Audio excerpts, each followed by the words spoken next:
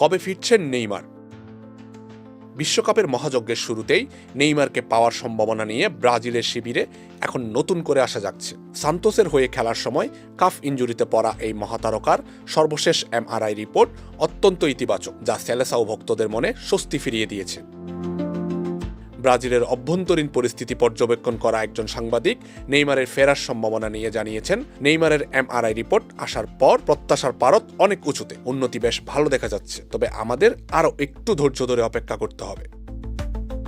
Brazil দলের coaching panel ও medical স্টাফরা তাকে মরক্কোর বিপক্ষে উদ্বোধনী ম্যাচে মাঠে নামানোর ঝুঁকি নিতে নারাজ, যদিও কিছু প্রতিবেদনে তাকে উদ্বোধনী ম্যাচে পাওয়ার ক্ষীণ সম্ভাবনার কথা বলা হয়েছে।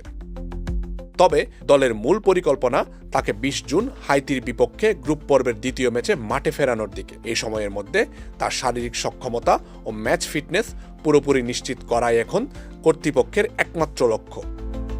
ফুটবল বিশ্বের অগণিত ভক্ত এখন নেইমারের প্রত্যাবর্তনের অপেক্ষায়। হাইতির বিপক্ষে ম্যাচে ফেরাটা কেবল একজন খেলোয়াড়ের প্রত্যাবর্তন নয়, বরং টুর্নামেন্টের শিরোপার লড়াইয়ে ব্রাজিলের আত্মবিশ্বাসের অন্যতম প্রধান উৎস। যদি সবকিছু ঠিকঠাক থাকে এবং মেডিকেল ছাড়পত্র পাওয়া যায়, তবে 20 জুনের ম্যাচে হলুদ জার্সিতে মাঠ কাঁপাতে দেখা যেতে পারে এই ব্রাজিলিয়ান সুপারস্টারকে। আমজাদ হোসেন আবির, খেলা ৭১।